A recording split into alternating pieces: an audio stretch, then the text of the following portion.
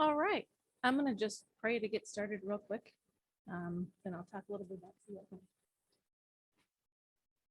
Dear Heavenly Father, thank you for this opportunity to talk about one of your ministries, about you and one of your ministries.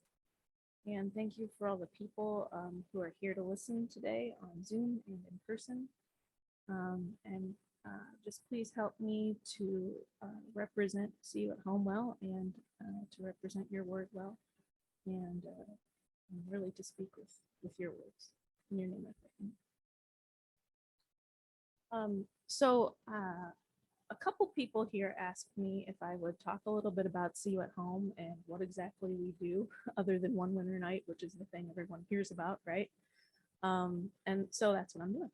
So I got a little presentation here about See You at Home. I'm going to tell you about just kind of a quick history of See You at Home. It's not a very long history. It's a pretty new organization. And then a little bit about how I've gotten involved, how I followed kind of my calling. I feel like it's kind of an evolving calling as I'm involved with See You at Home. And then how you can get involved if you feel called to be involved with the ministry. So this is kind of awkward because I can't see my slides. Yeah, maybe I'll do that.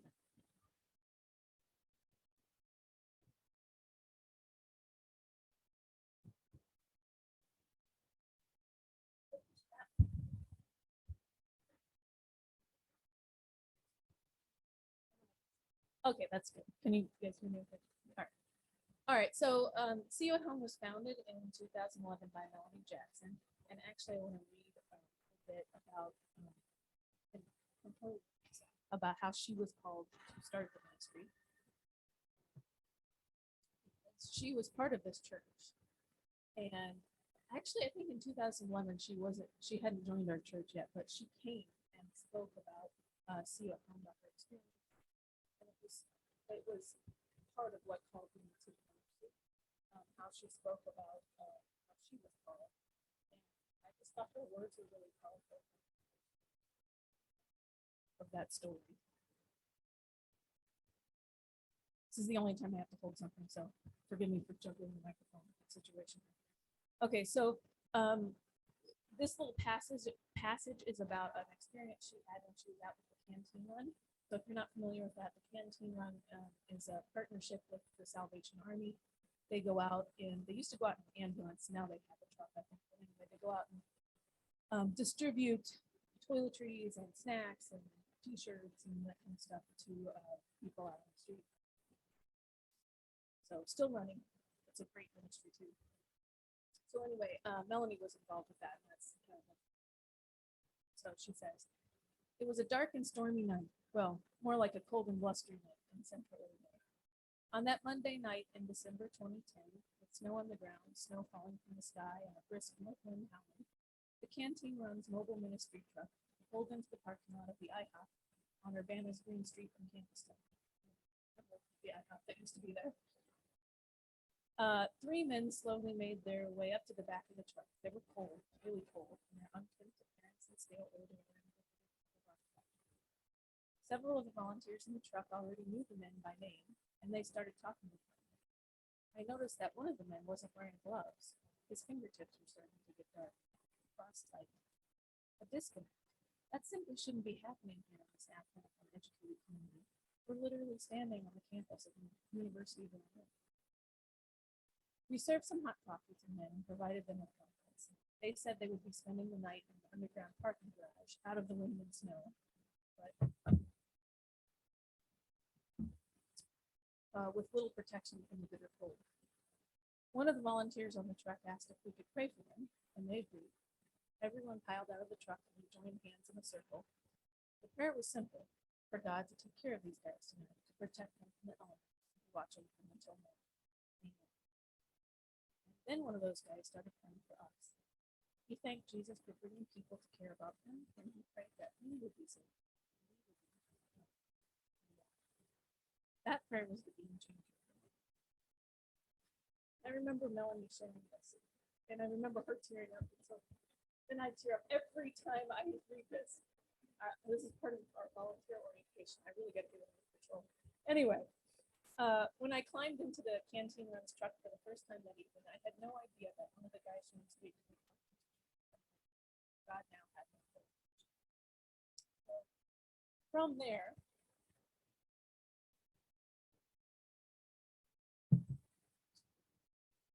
Melanie went on to she created she had a board and she created See You at Home as a foundation, and she held some fundraisers. And so the first one winter night, which is going to be See You at Home, the first one winter night took place in 2012. And that was an event where Melanie was able to raise a significant amount of money to be able to really get the ministry started, and also kind of educate the community about the complexities surrounding homelessness and how it's not just like these people situations. So that happened, and then the Phoenix Daytime Drop-In Center opened in 2014. It's been in 3 different locations. The first one opened on Neal Street, and it actually was we remodeled a bar that was called the Phoenix, and it had closed, and then See You at Home rented the building and renovated it, and so they decided to keep the name because Phoenix seems like a pretty good name for a place that rose from the ashes, so to speak, right? And so the Phoenix is still, the Daytime Drop-In Center is still called the Phoenix for that reason, but it moved. It was on Neal Street. Now it's in our current location. We're on the corner of Washington and Market in Champaign. And we've got a lot more going on, as I'm going to show you, than the Daytime Drop-In Center. But the Daytime Drop-In Center started in 2014 as a place where people who are homeless, who don't have a place to go, can come. And at the time, there were no showers, there was no laundry. When it first started, it was just a place to come hang out. You could play games, you could get out of the elements, you could get your mail sent there, which is a really helpful thing if you don't have an address. You could use the telephone. There were a couple computers you could use, and then there were people there who could kind of point you in the direction of other resources available in the community. And at the time, there were a couple other shelters in the community, and so we could direct people to those. And that's how the Phoenix started. And then it moved from the Neal Street location to the Green Street location and added showers and laundry. That was another couple of resources we could offer to people during the day. And then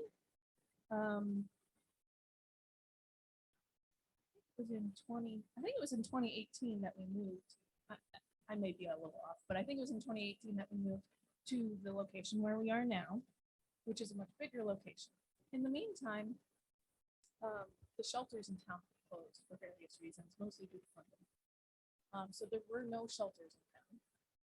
See You at Home partnered with a couple churches and had some emergency, just like winter shelters. You may remember some of that if you were involved with any of those churches. And then they were able to get that Time Center, it used to be called the Time Center, the space where we are now. They were able to get that space and open up a shelter there. They started out with just an emergency shelter, meaning a winter shelter, right? So it was only open during the winter and it was only a men's shelter. Then they were able to add women's shelter. There was an Austin's Place women's shelter that we subsumed, right? And then in 2020, we were able to make the shelters year-round. So now the shelters are open every night, all year, from 8:30 in the evening until 7 in the morning. People can stay there, have a bed. In fact, we can have bunk beds. We have real beds for people to sleep in, not just a mattress on the floor, right? And we have men's and women's shelters. So right now, what we have at See You at Home is we have a men's shelter with a women's shelter. We have a Daytime Drop-In Center. We also have a work program where people can. It's a partnership with Champaign Township and Champaign Park District, where people can find some work. They get paid in cash at the end of the week.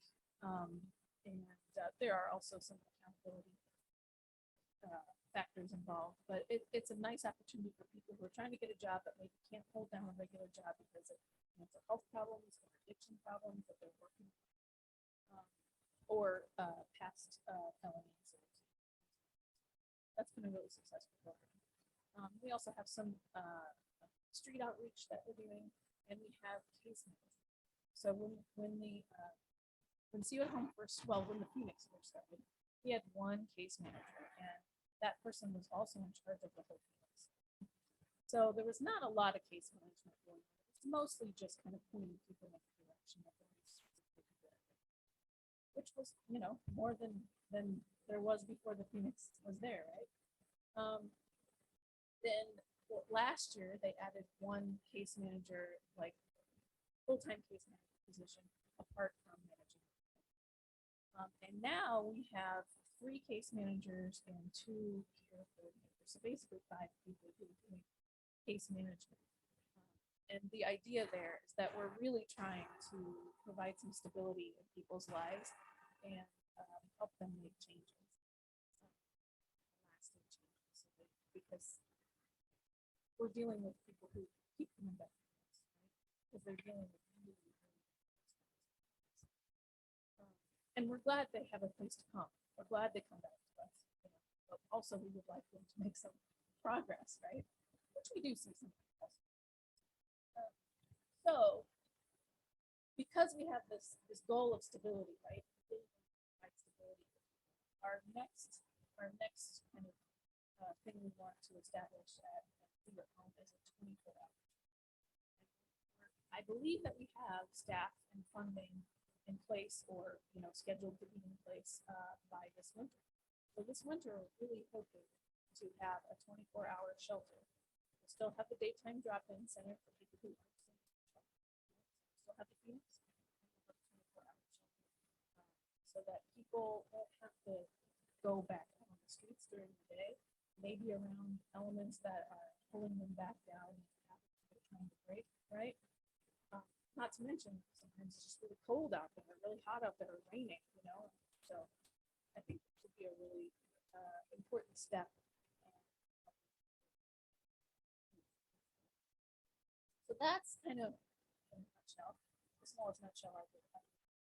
What we're doing at See You at Home. Just a real quick, I just want to tell you kind of how I got involved in See You at Home, because I've already kind of shared about some things with a lot of you. So I first got involved with See You at Home because Melanie came here and spoke about ministry, and she said, "Hey, we need people who just want to hang out and meet some people you don't know, maybe people you wouldn't talk to, and play some cards." And I was like, "Oh, I love to play cards." So I did. So I went.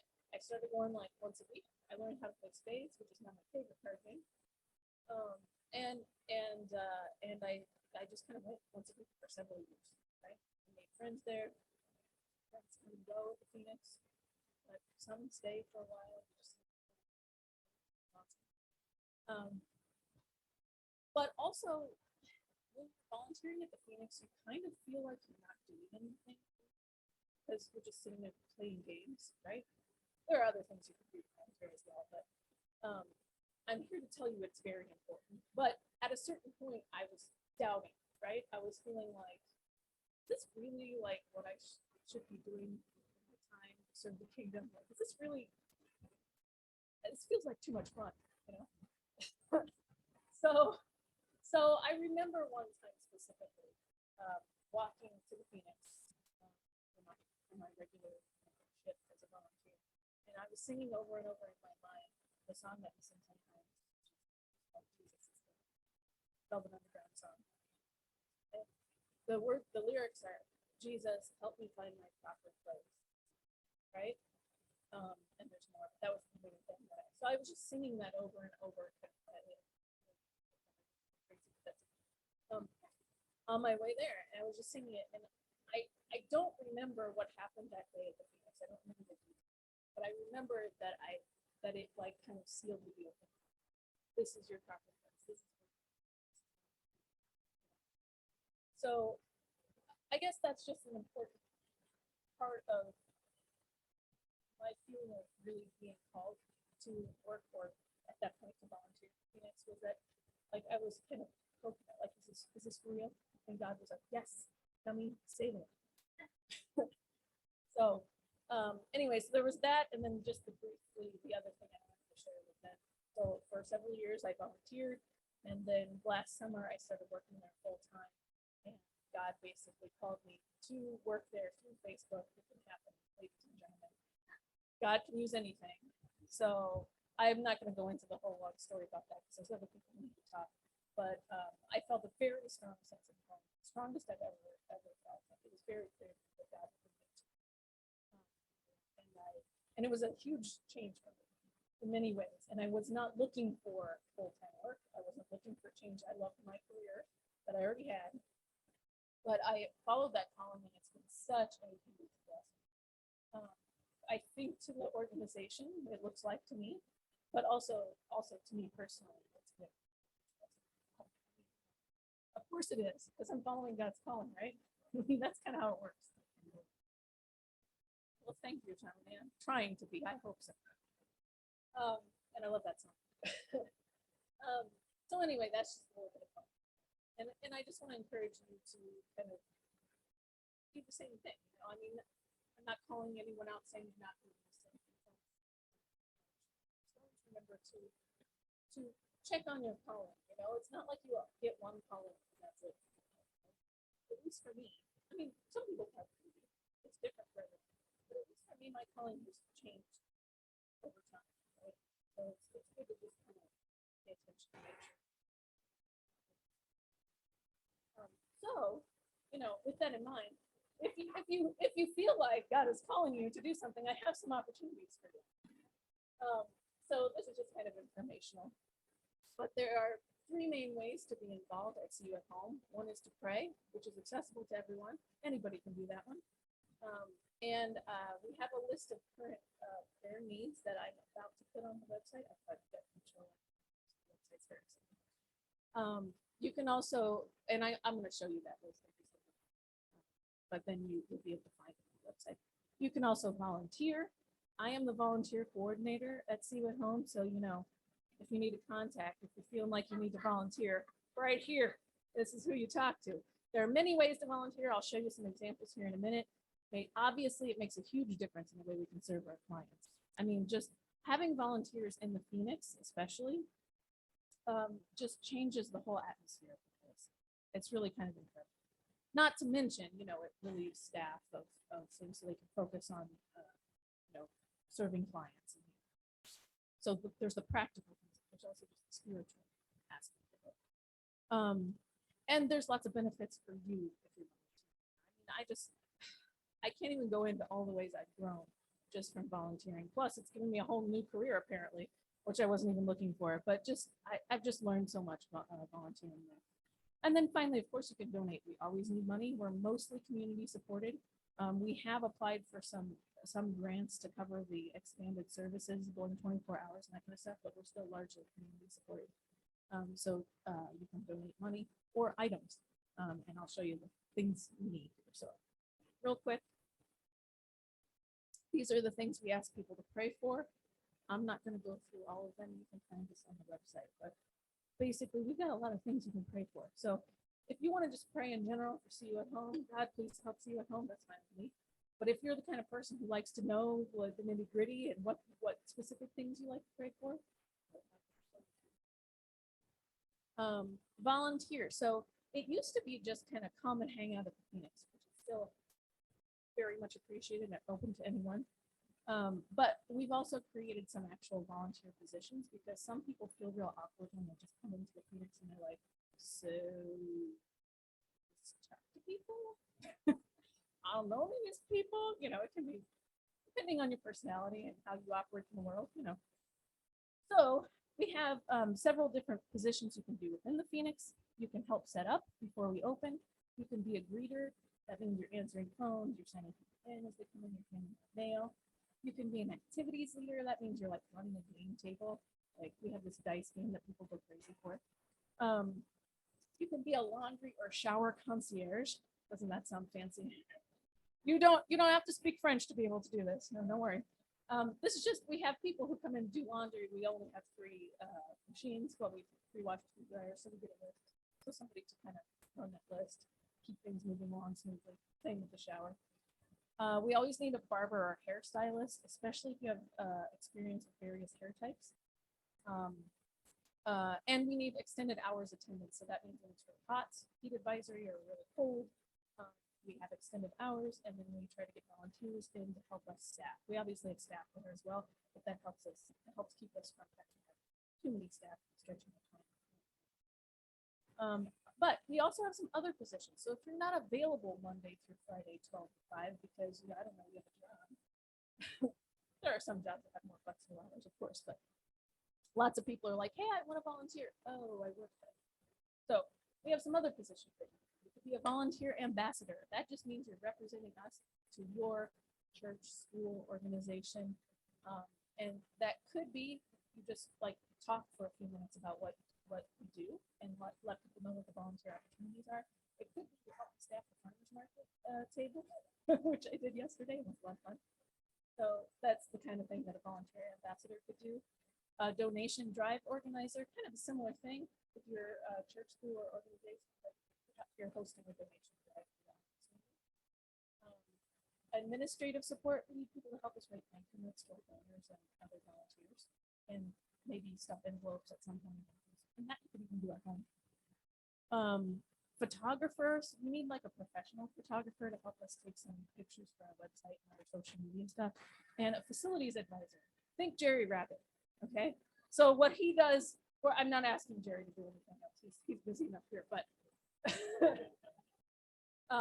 but what he does here, we need that. So we need just someone with expertise. Actually, Jerry does even more than we're asking for, I think, probably. What we really need is no one at See You at Home knows anything about plumbing, electrical, HVAC, or general contracting. We just need someone who knows things to speak with service providers, and us, and explain what's going on, and say, if you probably got to do a snake for more. You need a professional. So if you know anybody like that, let us know. Not you. I mean, if you know somebody else. Okay. I mean, but if you're bored, all right, so those are the positions available right now. We're also open to other ideas. So if you have some idea, another thing is we have some classes in the mornings. We have like a creative writing class. We have an art therapy class. We have a coping skills class. So if you have any idea for classes that you could make happen that have to do with either life skills or like stress relief kind of stuff, the kinds of things that people who are living on the street might need. Yes. Exactly. Yes, that's right. If you weren't in school, I would hire you right now for $0, but anyway. Yeah, those kinds of things, exactly. We need that too. So if you have an idea for that, let me know.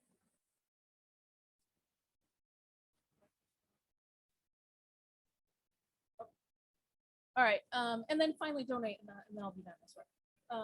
So you can give in-kind donations. That just means stuff, so money. Or I had to learn that. So they told me I was in charge of in-kind donations, and I was like, great, what's that? And monetary donations. So in-kind donations right now, what we need is bottled water, Gatorade, soda, snacks, like prepackaged snacks that we can hand out, new men's and women's underwear in all sizes.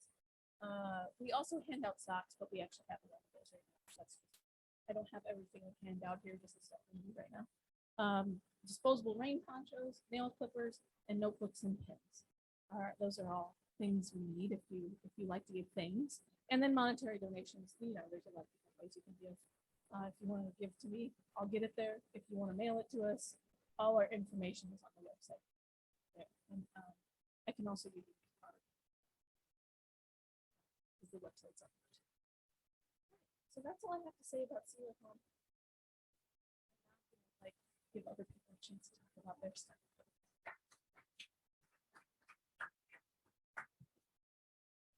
So I don't know that.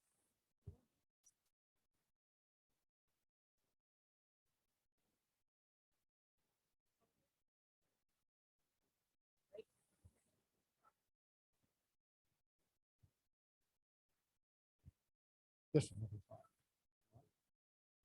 What? We're close. Okay. There we go.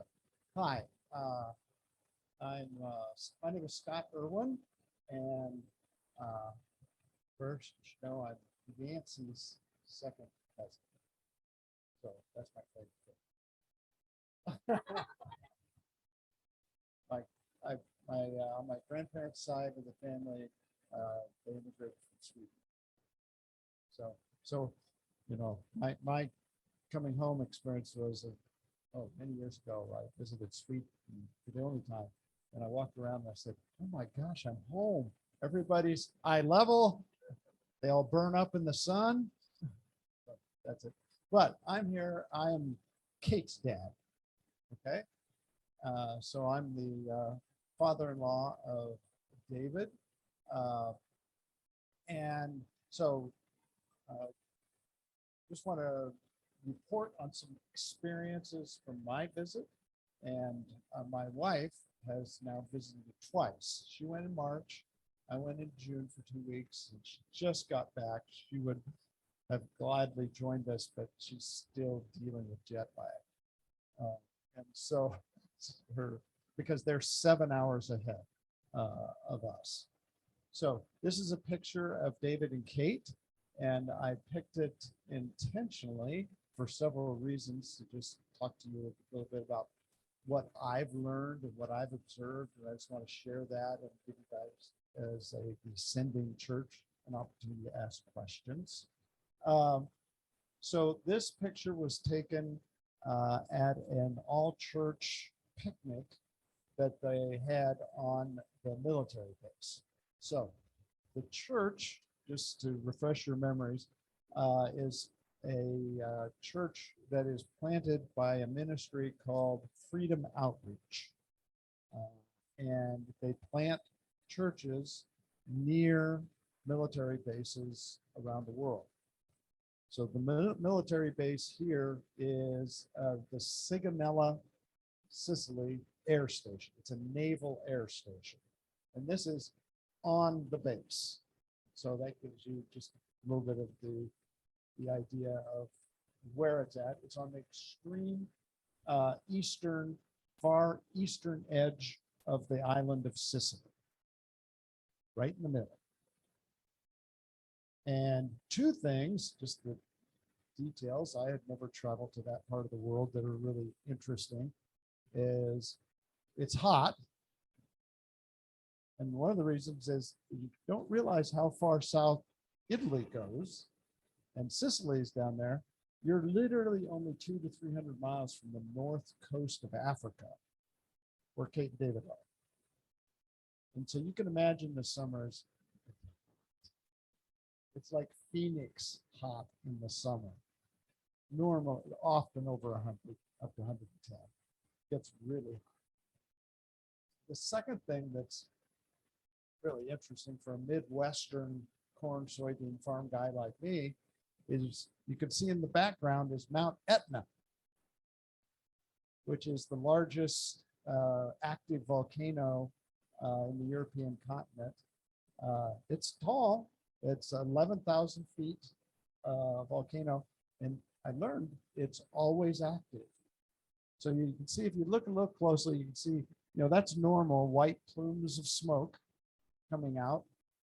Couple days I was there, it got black, and everybody started to get nervous that this was going to be a major explosion. And that day we woke up and everything outside their house was just covered in black soot. So we had fun sweeping that up. So it's just a really different place. As I told people when I came back, it's hard for me to imagine a more different place than East Central Illinois than moving to, in the shadow of Mount Etna on a naval air station on Sicily. So that's where they are.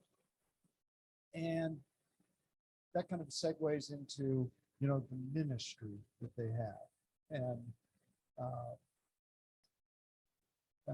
I'll show you a few pictures of the church.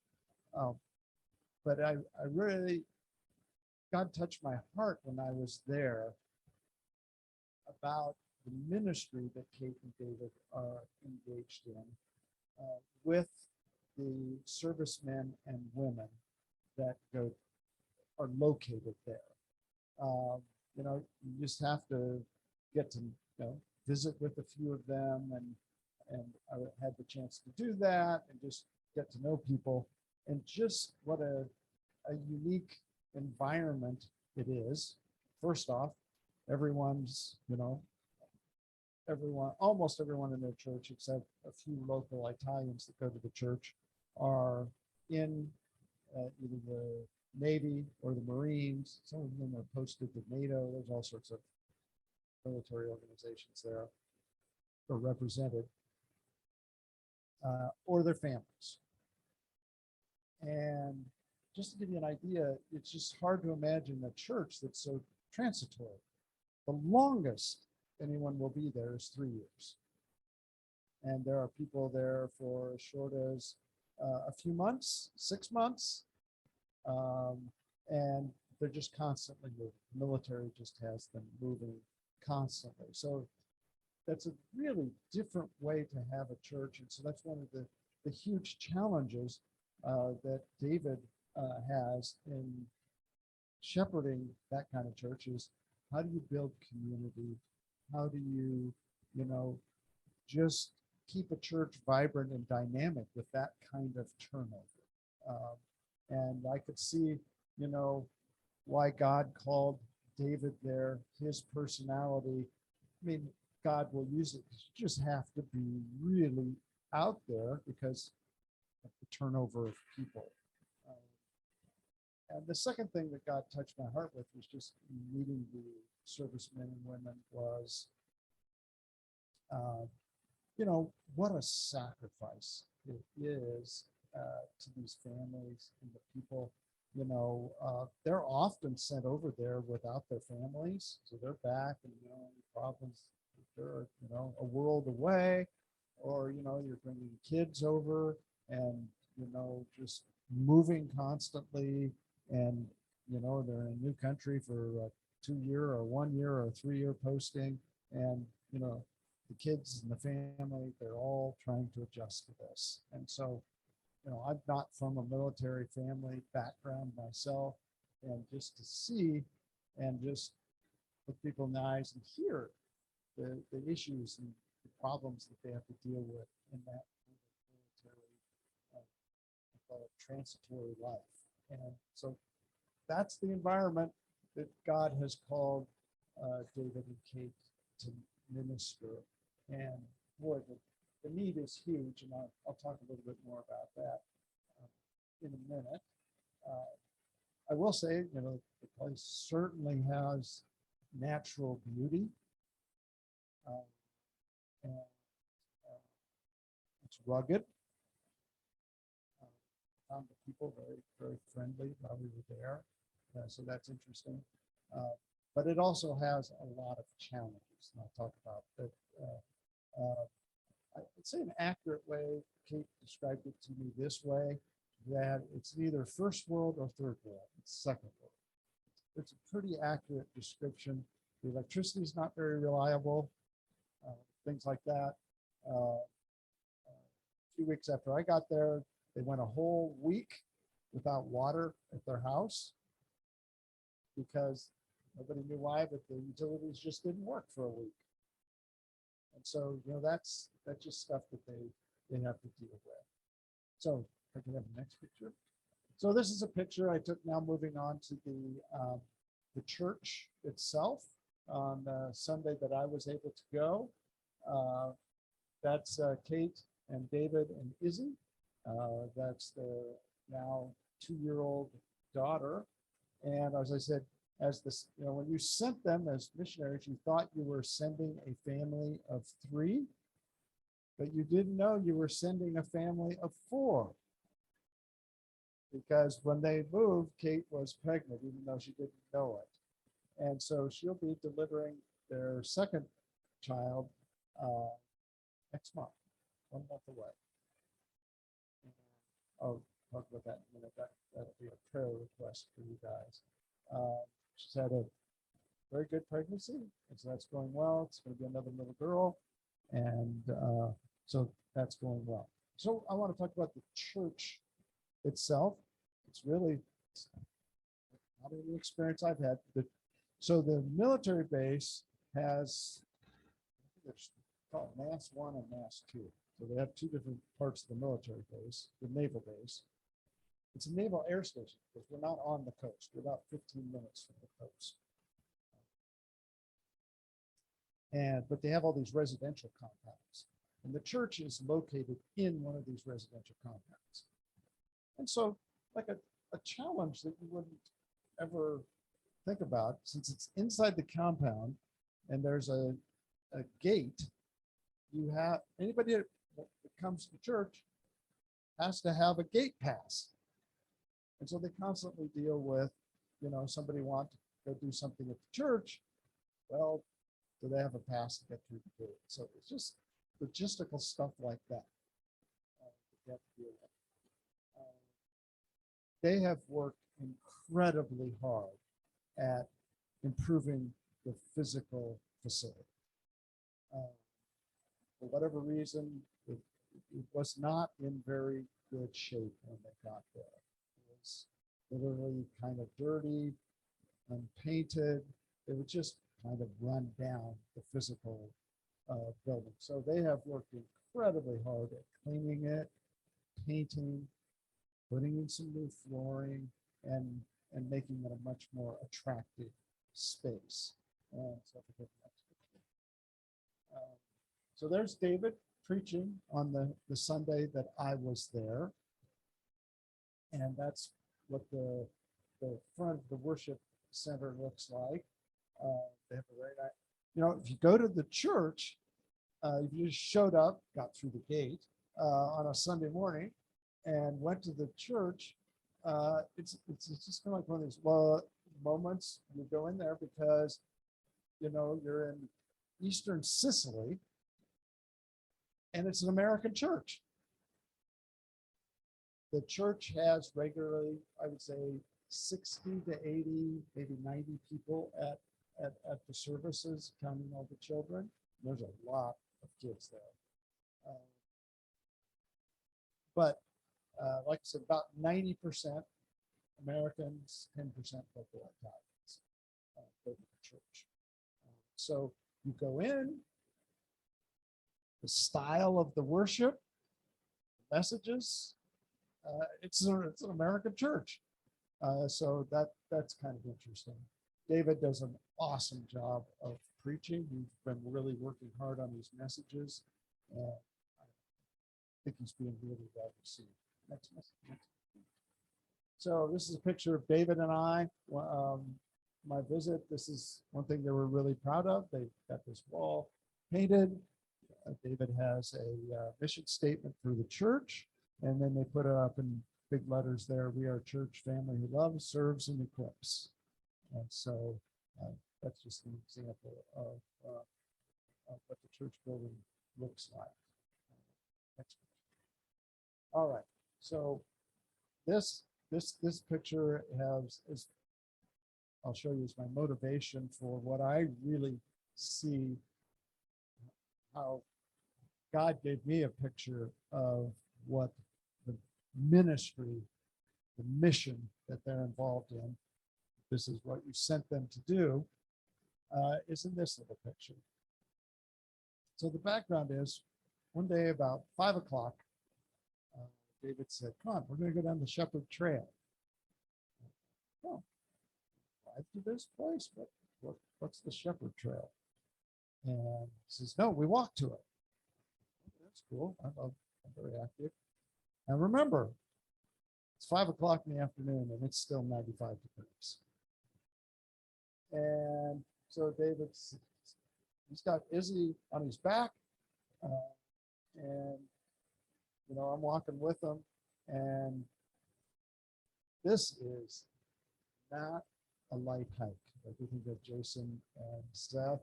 This is not, it's hard to, I got other pictures. I mean, you go down a hill. I don't think there's anything in Illinois like this. And we timed it just perfect. So down at the bottom of this steep valley, this is where we're at here. David knew a shepherd brings his sheep right through the bottom of this change fields and go to a place to water them. So you can see the sheep in the background, and it's not pictured, but there's a shepherd, and you could hear him giving his commands. It was really super cool. I imagine, this kind of terrain and environment was exactly the way it must have looked to Jesus or David or others that were shepherds in the Old Testament. So that was really cool for me, just as an experience to see it. But it also just gave me a picture that I came home with for what David's and Kate's ministry is there. They are shepherds. They are shepherds. And that, just imagine, this is a flock going every which way you can imagine with the transition that I described. And they do.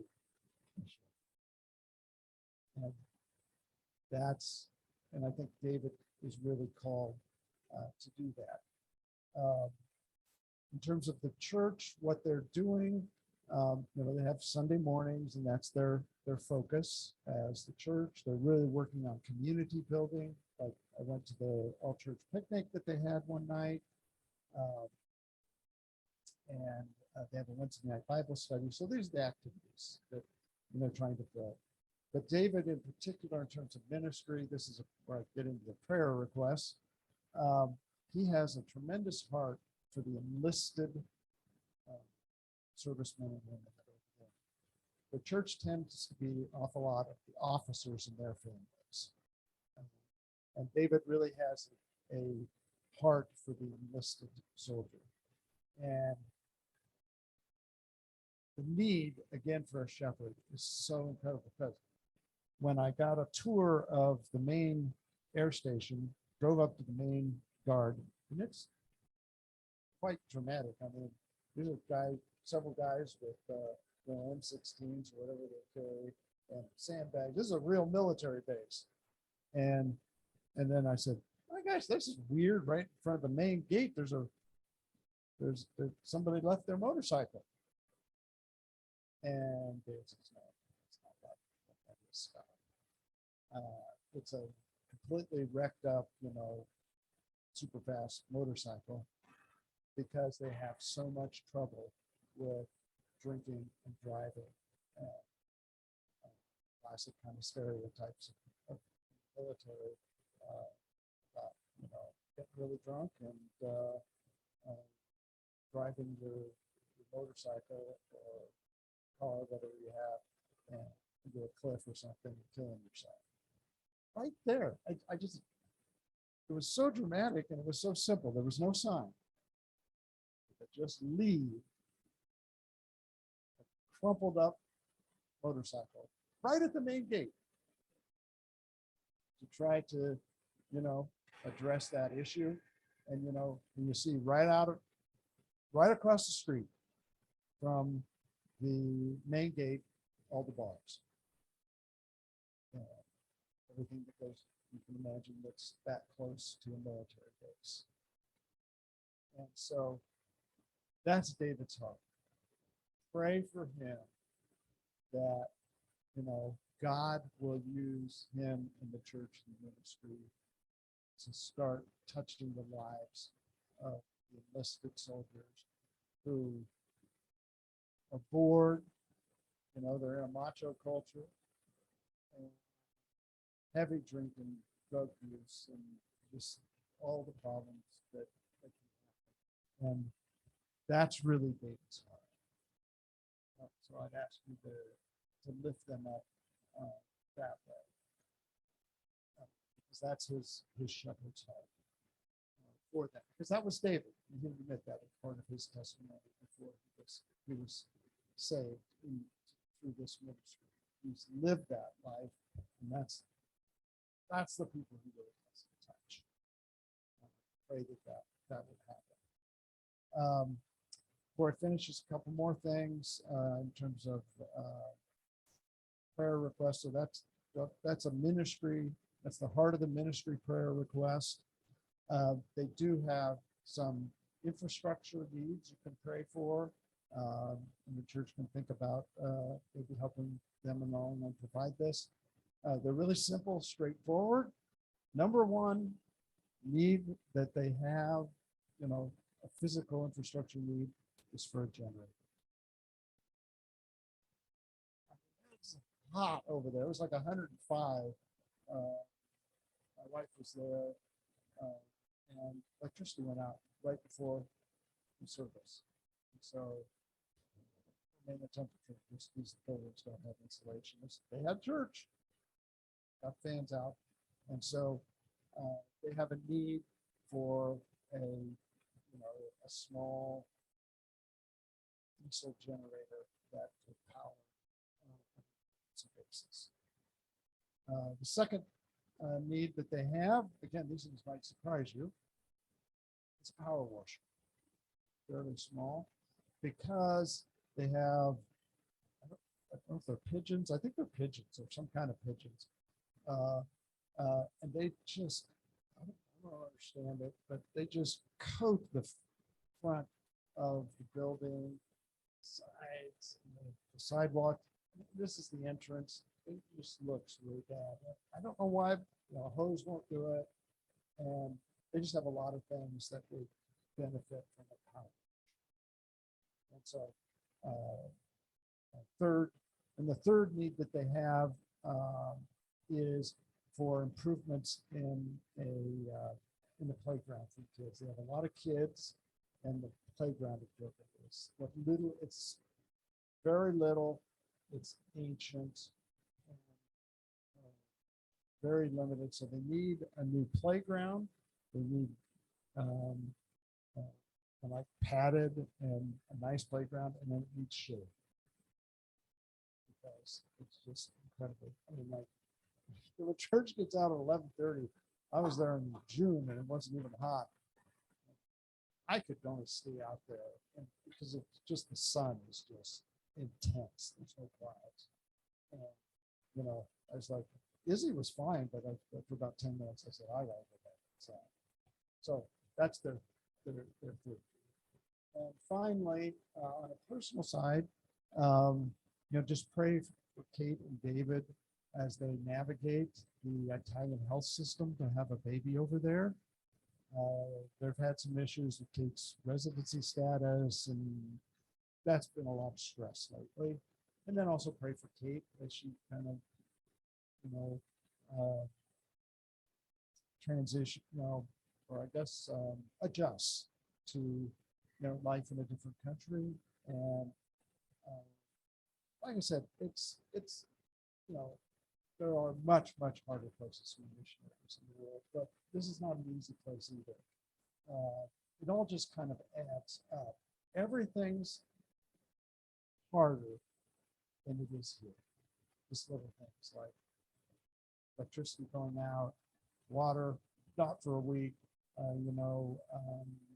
just everything's harder, and it just adds up. And I think that it works. She's a trooper. They're fully committed, and that's my report for the missionaries. I really appreciate your love and prayers and support. It means a bunch to them. Yes.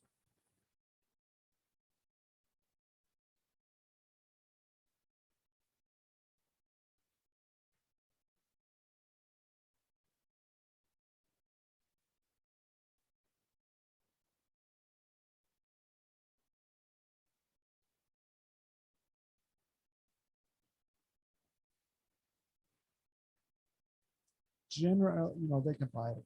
I think, as far as I understand it, they can buy it.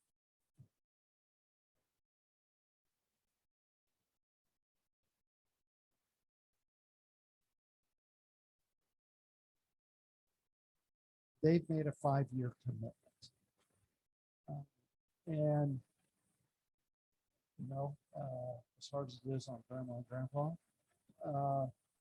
we know, as long as this goes reasonably well, this is their permanent life that they've chosen.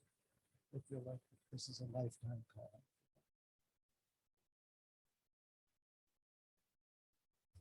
Probably not. They're influenced by the military, so they move people around too. So that's good. But just a little bit more about David's story, because I'm glad to really share a little bit about it. So he went into the military shortly after high school in the Air Force. And his job was, he was a munitions specialist in the Air Force.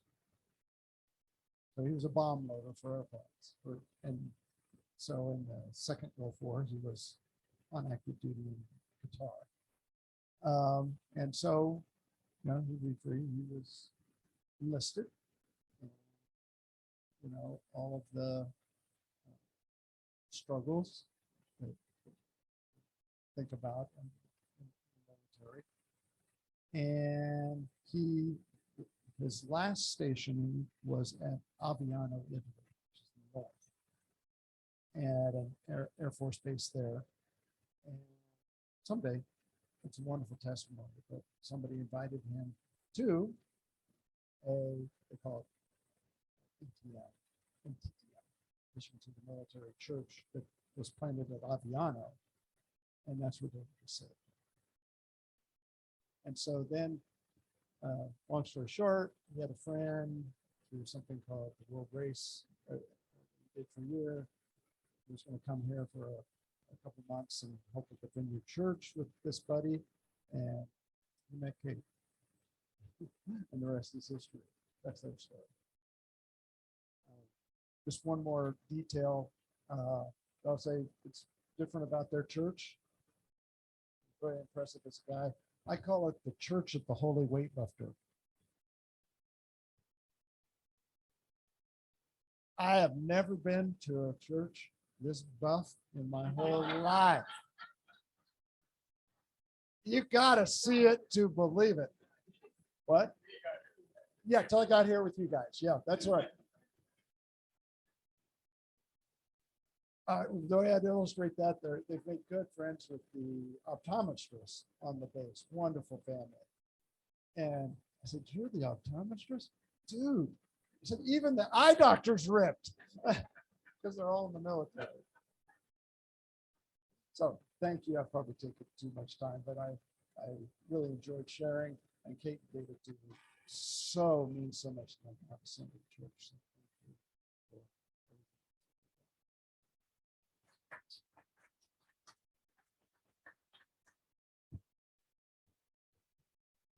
I'm actually not going to share today. I think we've already gone over quite a bit. I think what I'll do is just pray for See You at Home and pray for what we shared today. Dear God,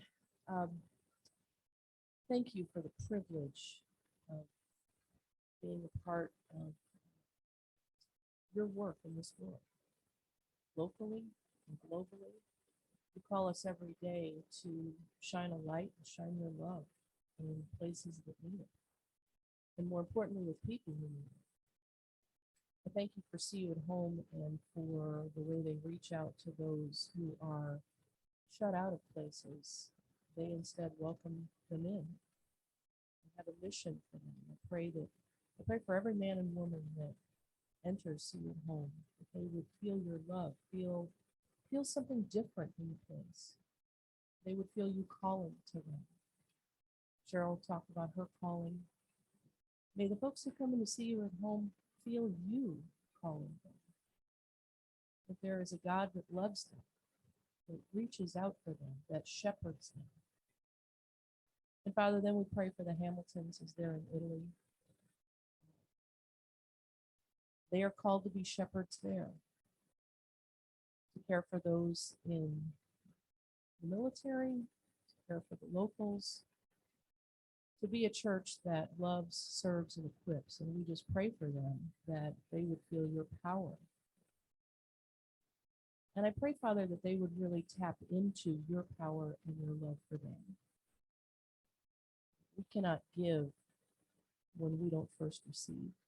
So we ask that you would give to them, pour into them, through people, through your word, through teaching, through your spirit just being with them. Lift them up. Thank you, Father, that you are the God of all hope. We know that. We want the world to know that. In the name of Jesus.